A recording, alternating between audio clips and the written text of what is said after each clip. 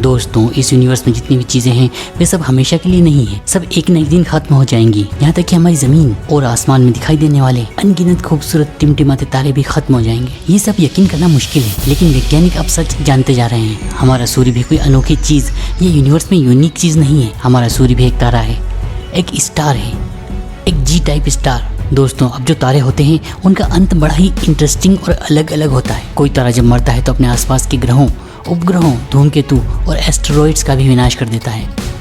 हमारे यूनिवर्स में जो बड़े विशालकाय तारे हैं उनकी उम्र बहुत कम होती है। वे केवल कुछ लाख साल ही जीवित रहते हैं। इतने कम अरसे में वे अपना ईंधन जलाकर खत्म कर देते हैं और एक सुपरनोवा विस्फोट के साथ खत्म हो जाते हैं। उनका कोर एक ब्लैक होल या फिर न्यूट्रॉन तारा बन जाता है। वेल दोस्तों, इन सुपरनोवा की बात फिर कभी करेंगे। आज हम देखते हैं कि हमारे सूरज जैसे तारों का क्या होता है। सूर्य की मौत कैसे आएगी। आज से कुछ सालों पहले हमारे पास सिर्फ पढ़ने के लिए टेक्स्ट होता था, लेकिन आज वैज्ञानिक रियल लाइक एनिमेशन बनाकर दिखा देते हैं कि सूरज कैसे खत्म होगा और कैसे ये अपने आसपास के ग्रहों को खत्म कर देगा।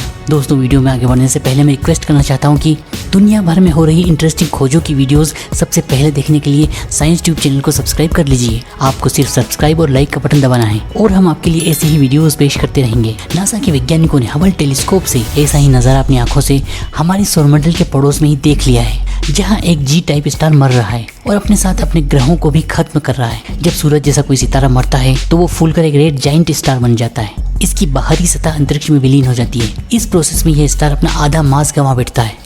लेकिन ऐसा होता क्यों है? किसी भी स्टार में मोटे तौर पर दो फोर्स काम कर रहे होते हैं। एक ग्रेविटी जो स्टार को अंदर की ओर खींच रही है, दूसरा हाइड्रोजन फ्यूजन से जो ऊर्जा बन रही है वो स्टार से बाहर निकलना चाहती है। जब तक इन दोनों का बैलेंस बना रहता है तब तक स्टार जिंदा और आसमान में चमकता रहता है। लेकिन कभी न कभी तो स्टार में जलने वाला ईंधन हाइड्रोजन को खत्म होना ही है। ऐसी हालत में फ्यूजन की एनर्जी कम पड़ने लगती है और स्टार पर ग्रेविटी हावी हो जाती है। सुपरनोवा के बाद बड़े स्टार्स का बचा हुआ कोर ब्लैक होल या न्यूट्रॉन स्टार बन जाता है। सूरज जैसे छोटे तारों का कोर एक व्हाइट ड्वार्फ बन जाता है, एक श्वेत बोना तारा।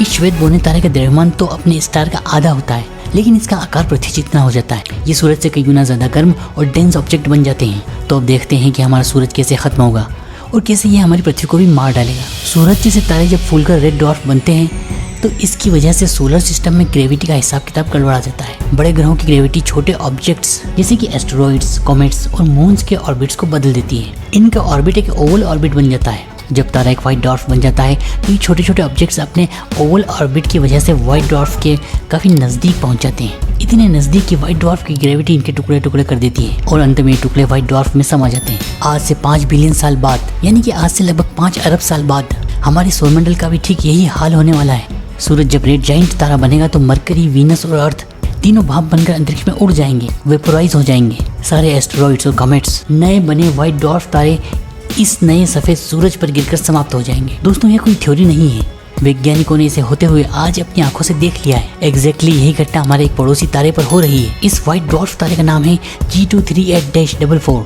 इस व्हाइट ड्वार्फ तारे के चारों ओर एक मेटल की डिस्क बन गई है। ये अपने चारों ओर के प्लैनेट्स, एस्टेरॉइड्स और बर्फीले कॉमेट्स को खाता जा रहा है। हबल टेलीस्कोप और दूसरी ऑब्जर्वेटरीज से प्राप्त फोटोज में नासा के एस्ट्रोनॉमर्स ने पहली बार किसी व्हाइट ड्वार्फ तारे को रॉकी और आइसी मटेरियल एक साथ निकलते हुए ऑब्जर्व किया है। इस घटना को देखने से एक महत्वपूर्ण जानकारी ये मिलती है कि दूसरे स्टार सिस्टम में भी बर्फीले कॉमेट्स मौजूद हैं। ऐसा माना जाता है कि बरसों पहले हमारी पृथ्वी पर कॉमेट्स ने ही पानी पहुंचाया था और इसी घटना की वजह से पृथ्वी पर जीवन उत्पन्न हुआ। व्हाइट ड्वार्फ तारों को ऑब्जर्व करने से हमें ये कीमती मौका मिल रहा है कि हम ये जान सकते हैं कि दूसरे स्टार सिस्टम में प्लैनेट्स किस मटेरियल के बने हैं। इससे हमें सही अंदाजा होता जा रहा है कि हमारे आसपास के स्टार सिस्टम में प्लैनेट्स किन तत्वों के बने हो सकते हैं। सूरज के खत्म हो जाने से पहले हमें यहाँ से निकलकर रहने लायक कोई नया स्टार सिस्टम भी तो खोजना है। देखते हैं हमें हमारी मिल्की वे गैलेक्सी में क्या मिलता है।